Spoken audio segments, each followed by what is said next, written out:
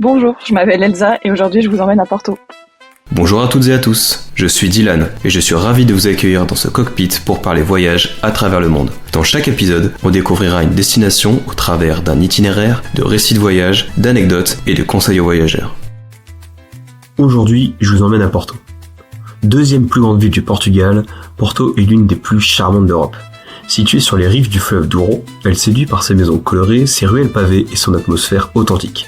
Son centre historique, classé au patrimoine mondial de l'UNESCO, abrite des monuments emblématiques comme la cathédrale de Porto et le pont Dom Luís Ier. La ville est mondialement connue pour ses caves de vin de Porto, situées à Vila Nova de Gaia. Entre culture, gastronomie et paysages fluviaux, Porto offre un cadre unique et chaleureux. Ses cafés traditionnels, ses azuleiros et ses points de vue panoramiques s'ajoutent à son charme.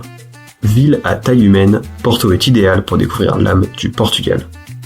Bonjour Elsa. Bonjour Dylan. Nous partons avec toi pour un voyage vers une ville côtière située au nord-ouest du Portugal. Elle est réputée pour ses ponts imposants et sa production de Porto. Il s'agit bien évidemment de Porto. Qu'est-ce que représente cette destination pour toi ? Alors Porto pour moi c'est une ville qui ne cherche pas forcément à plaire. Elle est là, elle est brute, elle est vraie, parfois un peu mélancolique et pourtant elle touche directement. Il y a le Douro qui traverse la ville presque comme un souffle, comme quelque chose qui nous apaise. C'est une ville qui est pleine de contrastes, donc le passé est partout, les façades sont un peu usées, les ruelles, l'histoire autour de la ville, mais en même temps il y a une énergie qui est super vivante et très actuelle. À Porto, tu prends ton temps, tu marches vraiment sans savoir où tu vas, tu observes et tu ressens. Pour moi, Porto, c'est une ville qui se raconte pas forcément, mais qui se vit. Tu nous proposes de nous emmener dans les endroits incontournables de Porto. Où as-tu prévu de nous emmener pour commencer notre visite ? Alors pour commencer notre visite, je propose de commencer par le centre historique de Porto.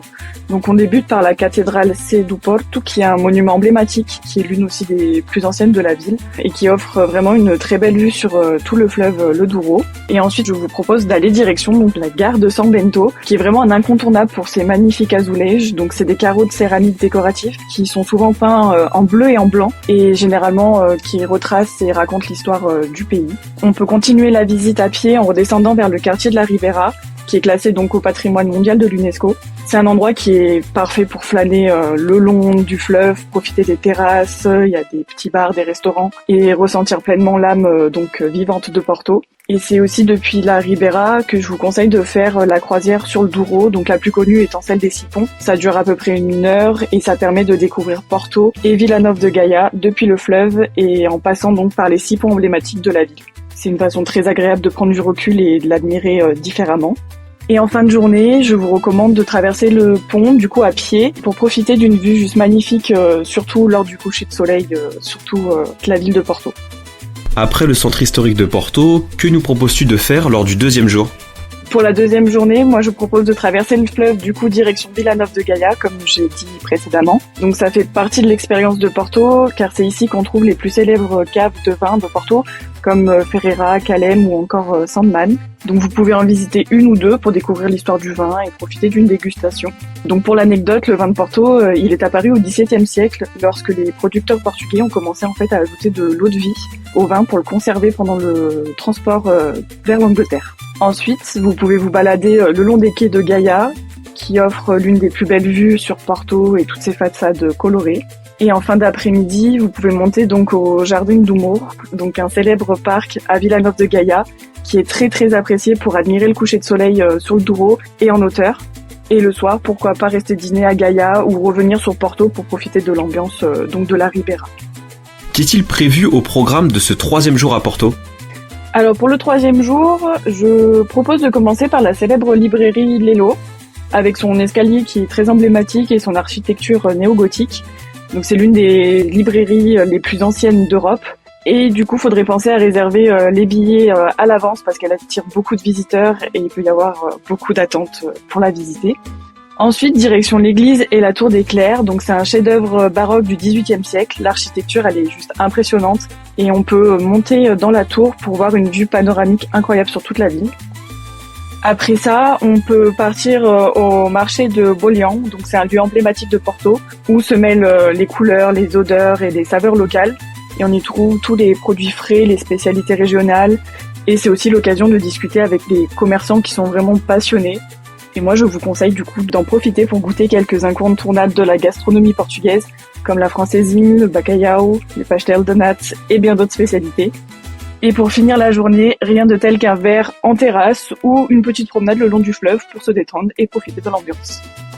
Enfin, quelle est la dernière étape de notre itinéraire à Porto ? Pour cette dernière étape, on peut découvrir un Porto un peu plus local et un peu plus calme. Donc on peut commencer par une promenade dans le quartier de Miragaia, avec des ruelles pittoresques, des façades colorées, où on ressent pleinement l'atmosphère authentique donc de Porto. Et c'est un vrai plaisir de se perdre un peu dans ces rues, de découvrir les cafés, les ateliers locaux et profiter du charme discret du quartier. Ensuite, on peut rejoindre le Palacio de Cristal et ses jardins. C'est un véritable havre de paix en plein cœur de la ville. Les jardins accueillent aussi parfois des expositions, des concerts en plein air. C'est un endroit du coup idéal pour se promener tranquillement, profiter des espaces verts, des fleurs, des fontaines. Et aussi, il y a de super points de vue sur le Douro et sur la ville de Porto. L'après-midi est idéal pour planer une dernière fois dans le centre, faire quelques achats de souvenirs dans la rue commerçante très connue qui est Santa Catalina, ou alors simplement s'installer une dernière fois en terrasse pour profiter de l'ambiance de la ville. Pour conclure ce séjour, je recommande de terminer par un dernier dîner typique dans une taverne portugaise traditionnelle ou encore de vivre l'expérience unique d'un dîner fado. Donc le fado, c'est un chant mélancolique qui est né au 19e siècle et qui exprime la saudade. Donc c'est un mélange de nostalgie, de mélancolie, de désir pour ce qui est perdu. Ça raconte l'histoire, les émotions du peuple portugais. Donc c'est vraiment un moment magique pour savourer la gastronomie locale tout en profitant de l'atmosphère chaleureuse de la ville. Merci Elsa pour ce superbe itinéraire. Quelle serait selon toi la meilleure période et la durée idéale d'un séjour à Porto ?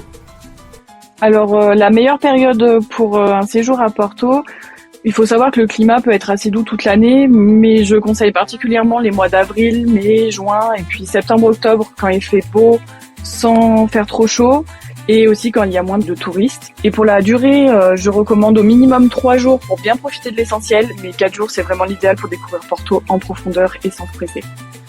Est-ce que tu as des conseils de préparation pour ce voyage ? Alors oui, tout à fait. Déjà de 1, prévoir de bonnes chaussures de marche. Porto, c'est magnifique, mais ça monte, ça descend et les pavés peuvent être traîtres. Donc une bonne petite paire confortable, ça change vraiment l'expérience.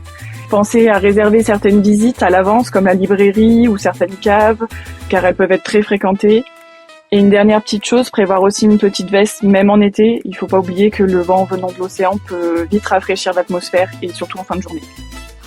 Enfin, quel serait ton dernier argument pour nous convaincre de visiter Porto ? Alors pour moi, Porto, c'est une destination qu'on doit faire au moins une fois dans sa vie, et c'est une destination qui est idéale pour un city break.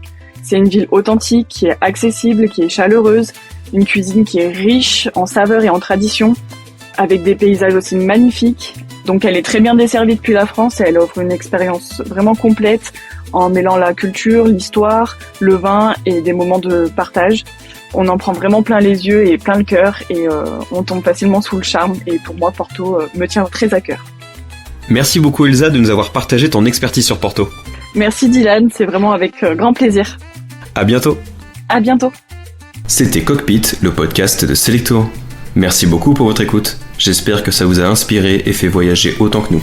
Et si vous voulez écouter d'autres aventures autour du globe, abonnez-vous à notre chaîne de podcast sur votre appli d'écoute préférée ou suivez-nous sur nos réseaux sociaux, Facebook, Instagram, Twitter et TikTok, @Selectour. À bientôt dans le cockpit.